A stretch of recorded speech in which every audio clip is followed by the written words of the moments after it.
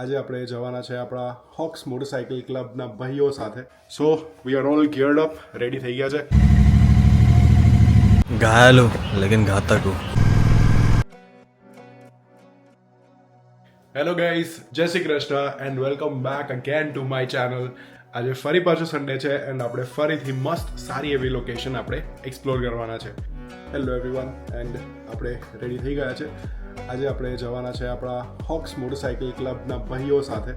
આપણે અહીંયાથી પહેલાં તો જઈશું અમદાવાદ, અને અમદાવાદથી આપણે જઈશું જે ટેમ્પલની વાત કરવાનો છું, જે અમે લોકો આજે એક્સપ્લોર કરવાના છે, એ છે વચરાજ દાદા ટેમ્પલ. કેમ છે કે શેના માટેનું છે, શું મહત્ત્વ છે, એ બધી જ વસ્તુનું આપણે આ વ્લોગની અંદર વાત કરીશું. સો ફટાફટ આપણે અહીંયાથી પહેલાં ગિયરઅપ કરીને જતા રહીએ સ્ટુડન્ટ. ત્યાં આગળ આપણો ફ્રેન્ડ શિવ મળશે, ત્યાં આગળ થોડું નાસ્તો વાસ્તો કરીશું એન્ડ દેન પછી ત્યાંથી અમે લોકો સીધા રાઇડ આઉટ કરીશું અમદાવાદ માટે.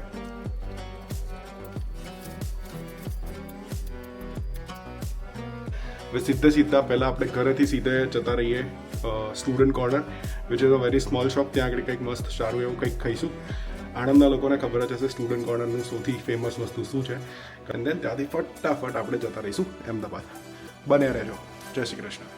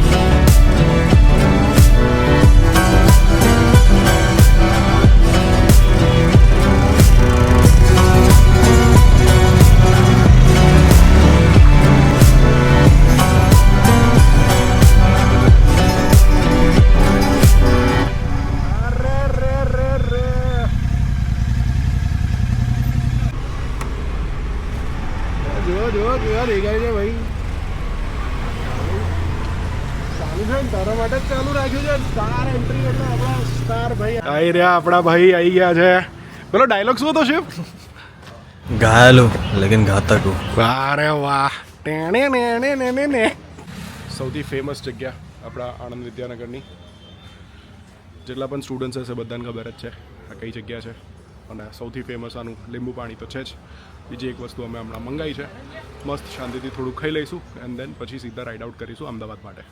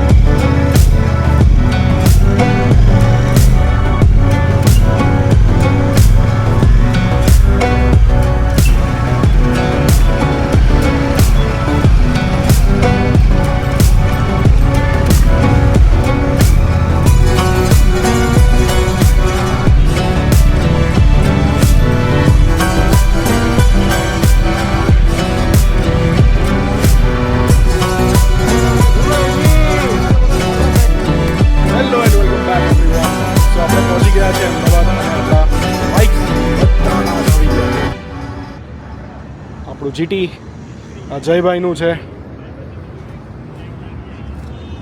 390X, Dominar 400,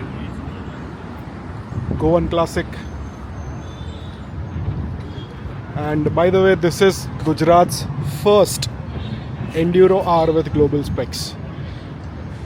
And આપણા ભાઈ લોગ આવી ગયા છે અહીંયા. દુબેજી, હાય દુબેજી. This is AJ sir. Hi AJ sir. Hi. જય ભાઈ. આપણો શિવલો. પેલો ડાયલોગ ફરી બોલ લે. આપણો શું હતો? ફરી શું હતો? જલ્દી. घायल हो लेकिन घातक हो. This is Hardik sir. And આપણા યુવી સર. સો ફટાફટ અમે લોકો હવે બસ એક રાહુલભાઈ આવે છે, થોડાક લેટ થયા છે. સો રાહુલભાઈ આવે એટલે પછી અમે લોકો પાછા રાઇડ આઉટ કરીશું. બન્યા રહેજો, બહુ જ મજા આવવાની છે.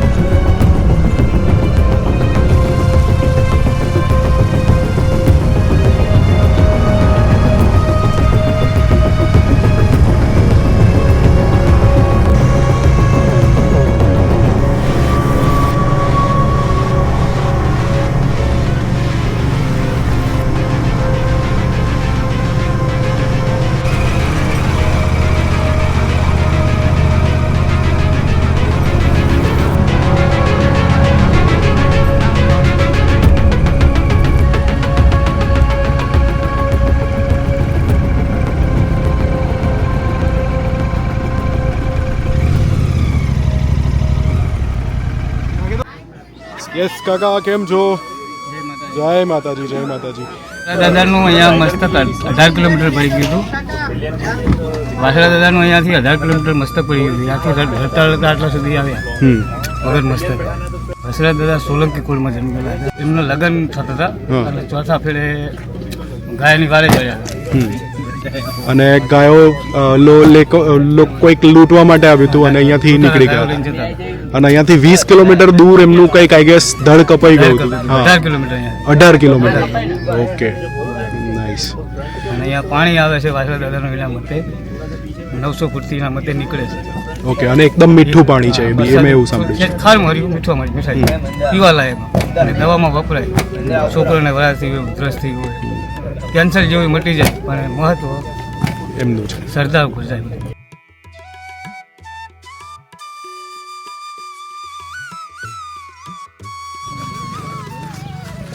સો આપણે પહોંચી ગયા છે ગાઈસ વચરાજ દાદાના ટેમ્પલ પર. મસ્ત આપણે દર્શન તમને પણ કરાવવા છે હું. સો આ પ્લેસની ઇમ્પોર્ટન્સ બહુ જ બધી છે. સો વીર વચરાજ દાદા જે છે એ ગાયોને બચાવવાનું બહુ જ મોટું કામ કરતા હતા. પહેલાં ગાયો લોકો લૂંટી જતા હતા તો એમનું આ યસ લગ્ન હતું અને ત્રીજો ફેરો કે ચોથો ફેરો હતો અને એમને ખબર પડી કે કોઈ ગાયો લૂંટવા માટે આવ્યું છે તો દાદા એમનું પોતાનું લગ્ન છોડીને લડાઈ કરવા માટે નીકળી ગયા હતા. આ જગ્યાથી 18 કિલોમીટર દૂર ત્યાં આગળ એ શહીદ થઈ ગયા હતા. એમનું ધડ એકલું જ અહીંયા આવ્યું હતું. એમનું માથું કપાઈ ગયું હતું. જ્યારે એ પાછા આવ્યા ત્યારે એમનું ખાલી ધડ હતું. 18 કિલોમીટર જસ્ટ ઇમેજિન. અને આ બધી વસ્તુ આપણા ગુજરાતી ફોકલોસની છે. સો it has got a amazing heritage importance and I believe these are the places that we all should explore. તમારે પણ અહીંયા આ જગ્યાએ આવવું જોઈએ.